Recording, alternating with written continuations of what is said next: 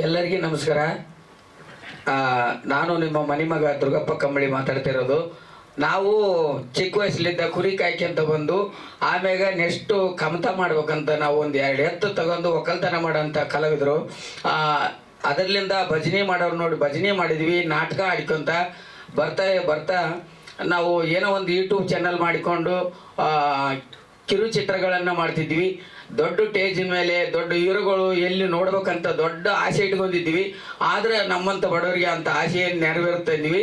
ಈ ಪಪ್ಪಿ ಚಿತ್ರದಿಂದ ನಮಗೆ ಮಲ್ಲಿಸ್ ಅವರು ಫೋನ್ ಮಾಡಿ ನಮ್ಮ ಗೋಕುಲ್ ರಾಜ ಅಣ್ಣವರು ಕೂಡ ಇಲ್ಲಿ ಕಳಿಸಿದರು.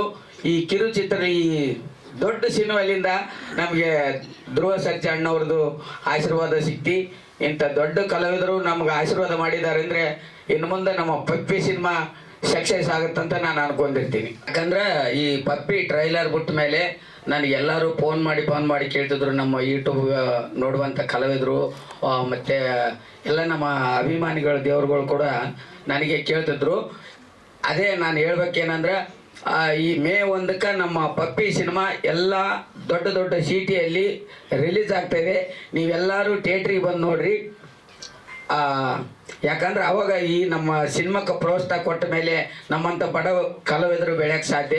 ನಿಮ್ಮೆಲ್ಲರೂ ಆಶೀರ್ವಾದ ಸದಾ ನಮ್ಮ ಮೇಲೆ ಇರಲ್ಲ ಅಂತ ನಾನು ಕೇಳ್ಕೊಳ್ತಾ ಇದ್ದೀನಿ. ಎಲ್ಲರಿಗೂ ನಮಸ್ಕಾರ. ಇಲ್ಲ, ಎಲ್ಲರೂ ಮೇ 1ನೇ ತಾರೀಕು ಚಿತ್ರ ನೋಡಿ ಆಶೀರ್ವಾದ ಮಾಡಿ ಅಂತ ರಿಕ್ವೆಸ್ಟ್ ಮಾಡ್ಕೊತೀನಿ. ನನಗೆ ಚಿತ್ರ ನೋಡಾದ್ಮೇಲೆ ತಿಥಿ ಸಿನಿಮಾ ನೋಡಿದಾಗ ಒಂದು ವೈಬ್ಸ್ ಇತ್ತಲ್ಲ, ಸೊ ಆ ವೈಬ್ಸ್ ಈ ಸಿನಿಮಾದಲ್ಲಿ ಇತ್ತು. ಖಂಡಿತ ಆ್ಯಸ್ ಅನ್ ಆಡಿಯನ್ ಎಮೋಷನ್ ಕನೆಕ್ಟ್ ಆಗ್ತಾರೆ ಎಲ್ಲರೂ. ಸೊ ಈ ಚಿತ್ರ ಚೆನ್ನಾಗಾಗುತ್ತೆ ಅಂತ ಒಂದು ನಂಬಿಕೆ ಇದೆ. ಸೊ ದಯವಿಟ್ಟು ಎಲ್ಲರೂ ಚಿತ್ರಮಂದಿರಕ್ಕೆ ಹೋಗಿ ಚಿತ್ರ ನೋಡಿ ಆಶೀರ್ವಾದ ಮಾಡಿ. Thank you.